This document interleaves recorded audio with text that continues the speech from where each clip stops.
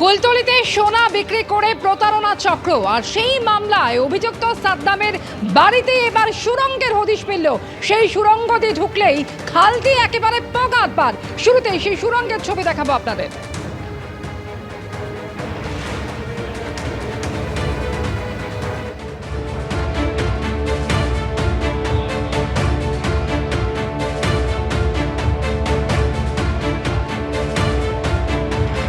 এই ছবি দেখতে পাচ্ছেন, অভিযুক্ত সাদ্দামের খাটের নিচে এই সুড়ঙ্গ। প্রশ্ন হচ্ছে এই সুড়ঙ্গ কেন তৈরি করা হয়েছিল? মাতলা নদী সংযোগকারী খালের সঙ্গে ডিঙি বাঁধা রয়েছে, সেই ডিঙি করেই কি তাহলে অভিযুক্ত সাদ্দাম পালিয়ে গিয়েছিল এমন সন্দেহ করছে পুলিশ। মাতলা নদী সংযোগকারী যে খাল, সেই খালেতে রয়েছে ডিঙি, এবং সেই ডিঙি করেই কি তাহলে উধাও হয়ে গিয়েছে অভিযুক্ত সাদ্দাম এমন সন্দেহ করছে পুলিশ। অভিযুক্ত সাদ্দামের বাড়ির খাটের নিচ থেকে সুড়ঙ্গ পাওয়া যায়, একবার চোখ ছানাবড়া হয়ে যায় পুলিশের। এবং সেই সুড়ঙ্গ মিশতে গিয়ে খালেতে, এবং সেই খালেতে রয়েছে একটি ডিঙি, সেই ডিঙি করেই কি তাহলে অভিযুক্ত সাদ্দাম উধাও হয়ে গিয়েছে এমনটাই সন্দেহ করছে পুলিশ। প্রশ্ন হচ্ছে, একদিকে প্রতারণা চক্র, 12 লক্ষ টাকা প্রতারণার অভিযোগ অভিযুক্ত সাদ্দামের বিরুদ্ধে, একই সঙ্গে তার বাড়ির নিচে যে সুড়ঙ্গ, এই সুড়ঙ্গ কেন তৈরি করা হয়েছিল সেই উত্তর খোঁজার চেষ্টা পুলিশ। অভিযুক্ত সাদ্দামের খোঁজে গিয়ে পুলিশের চোখ ছানাবড়া।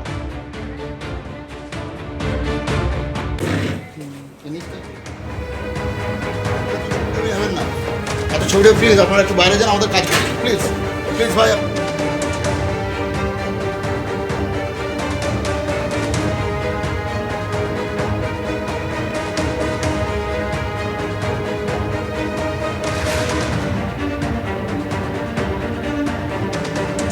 কুলতলিতে প্রতারণা অভিযুক্তকে ধরতে গিয়ে হদিশ মিলল সুড়ঙ্গের। যে সুড়ঙ্গের হদিশ পেয়েছে পুলিশ, সেই সুড়ঙ্গটি খালের সঙ্গে গিয়ে মিশে গিয়েছে এবং সেই খালেতে রয়েছে ডিঙি। তাহলে কি সেই ডিঙি করেই উধাও হয়ে গিয়েছে অভিযুক্ত সাদ্দাম? সেই বিষয়ে পুলিশ ইতিমধ্যে সন্দেহ শুরু করেছে। আর যে অভিযুক্ত সাদ্দামকে ধরতে গিয়েছিল পুলিশ, তাকে পায়নি, কিন্তু তার বাড়িতে খাটের নিচ থেকে একটি সুড়ঙ্গ পাওয়া যায়, যে সুড়ঙ্গ গিয়ে মিশেছে সামনে একটি খালের মধ্যে, এবং তাতেই রাখা রয়েছে ডিঙি। সেই ডিঙি করেই কি তাহলে অভিযুক্ত সাদ্দাম পালিয়ে গিয়েছে এমনটা সন্দেহ করছে পুলিশ। প্লিজ প্লিজ ভাই। অভিযুক্ত সাদ্দাম আর তার বাড়িতে যখন তার খোঁজে পৌঁছলো পুলিশ, সেখানেই হদিশ মিলল এই সুড়ঙ্গে, যে সুড়ঙ্গ একেবারে সরাসরি একটা খালের সঙ্গে সংযুক্ত, এবং সেই খালে রাখা রয়েছে ডিঙি। আর সেই ডিঙি দিয়েই কি তাহলে পগাত পার অভিযুক্ত সাদ্দাম? আর সেখানেই রয়েছে, সাদ্দামের বাড়িতেই রয়েছেন আমাদের সঙ্গে আমাদের প্রতিনিধি হিন্দল দে।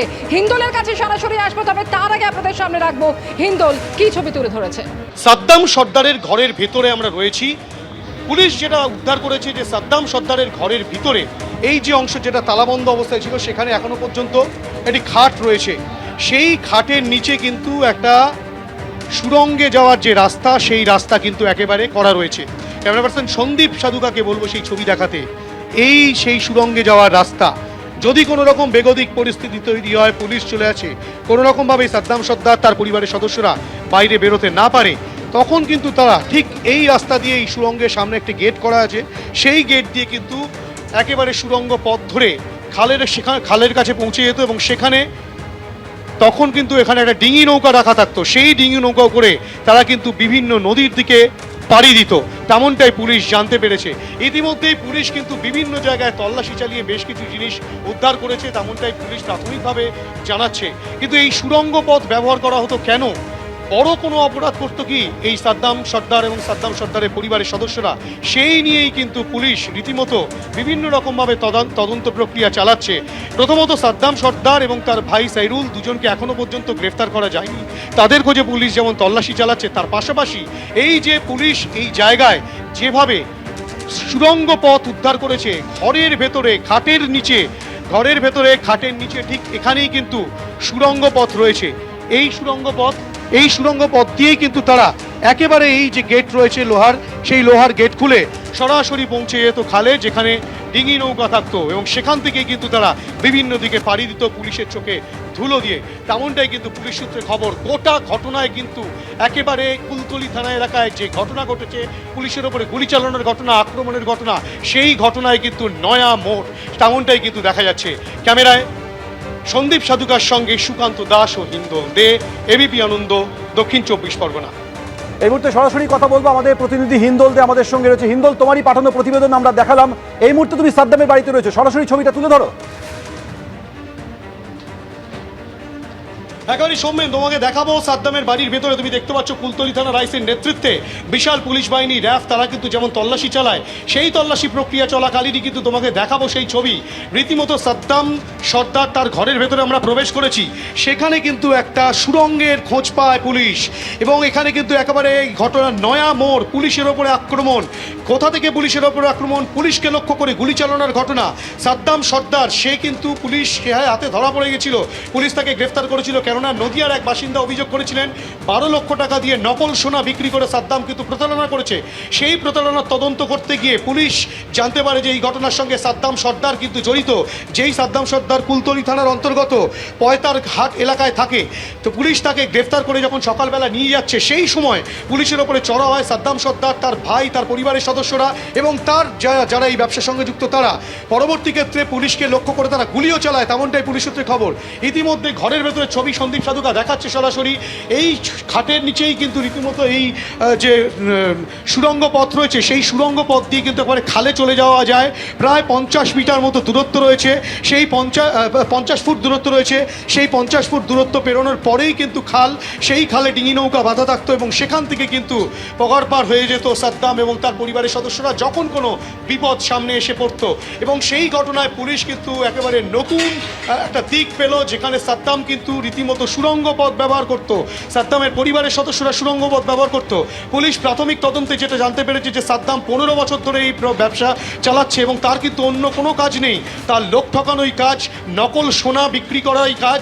এবং সেখানে কিন্তু তারা ঠিক এভাবেই নকল সোনা বিভিন্ন ব্যক্তিকে বিক্রি করে সেই সব টাকা আত্মসাৎ করতে, এমনকি বিভিন্ন ব্যক্তিকে সোনার মূর্তি দেখাতো। সেই ব্যক্তিরা যখন এই গ্রামে প্রবেশ করতো তখন তাদের কাছ থেকে টাকা পয়সা লুট করে নেওয়া হতো, তেমনটাও পুলিশ জানতে পেরেছে।